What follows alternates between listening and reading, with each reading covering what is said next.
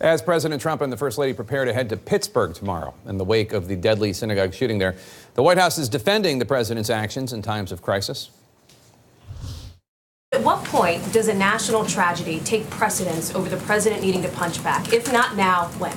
I think you saw the president do exactly that in the wake of a national tragedy, not just this week, but every time our country has experienced the type of heartache and pain that we have over the last week. This is a president who's risen to that occasion and worked to bring our country together in a number of occasions, whether it's the hurricanes, whether it's the Las Vegas shooting, whether it was the Pittsburgh shooting. Our next guest disagrees. Out front tonight, the daughter of President Ronald Reagan, Patti Davis. She has a new op-ed in the Washington Post where she writes about President Trump, quote, "This president will never offer comfort, compassion, or empathy to a grieving nation. It's not in him.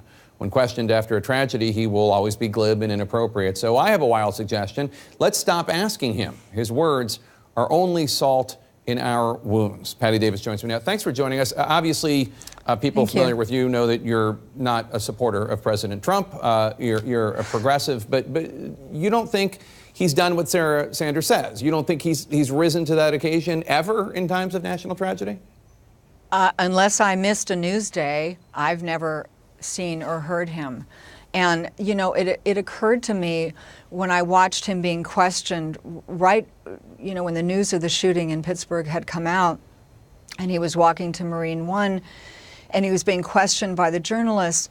I don't think there was any journalist there who didn't have some idea of what he was going to say, essentially what he was going to say, that he wasn't going to reach out to the broken hearts across this country and offer solace and compassion, because he never has before. And I thought, why are you even asking him? You know, there's no law that says that reporters have to question the president while he's walking to the helicopter or to the plane. What if you just don't ask him at times like this and don't give him that opportunity to literally rub salt in our wounds? Obviously, every time, well, not obviously, but every time I think of your dad, I think about his address to the nation following the space shuttle Challenger disaster. Here's part of what I think about every time I think about your dad. Yeah. Nancy and I are pained to the core by the tragedy of the shuttle Challenger. We know we share this pain with all of the people of our country. This is truly a national loss. I wish I could talk to every man and woman who works for NASA or who worked on this mission and tell them your dedication and professionalism have moved and impressed us for decades, and we know of your anguish. We share it.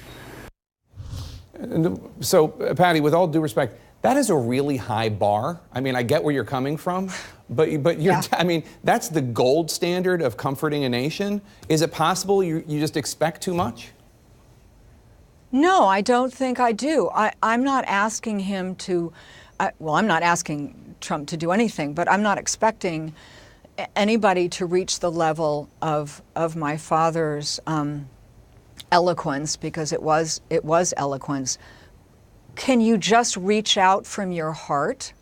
And I don't think that this president can. So again, I get back to, why are we asking him to?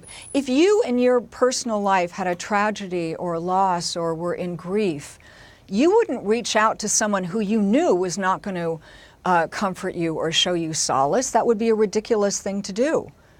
So why do we expect him to? I don't know if you saw, but George Conway, a noted conservative attorney in Washington, D.C., who happens to have a wife. Kellyanne Conway's husband? That is true. That is also true. He retweeted part of your column, the part about how he will never offer, President Trump will never offer comfort, compassion, or empathy to a grieving nation. Wow. It's not in him. And then he responded to somebody on Twitter. Somebody else said the president lacks the communication skills. And he responded, George Conway, by saying, it's far beyond that. It's that there's nothing from within to communicate. Well, I think, first of all, wouldn't you love to be a fly on the wall in that dining room tonight in that home? I wouldn't. Probably but some anyway. Interesting conversations. I think that's true. Yeah, probably.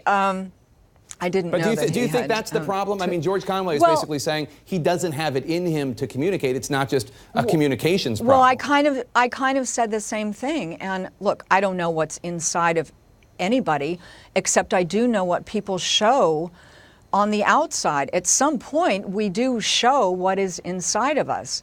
And Donald Trump has never shown compassion, ever. He didn't just burst on the scene. He's been in the public eye for over 40 years. Can you name any instance where he has shown kindness and compassion? He never had a reputation for that. Well, I'm not the press secretary of the White House, but I'm sure if Sarah were here, she would say, you don't see what he's like with people on our staff, and we're all devoted to him, and you don't see how great he is to soldiers when he meets them. I mean, I'm sure she would be able to relay a number of moments that she has seen. Well, of course, because that's what she does. But I don't know what to say about Sarah Sanders. I don't know what movie she's watching, because the rest of us are watching a different movie.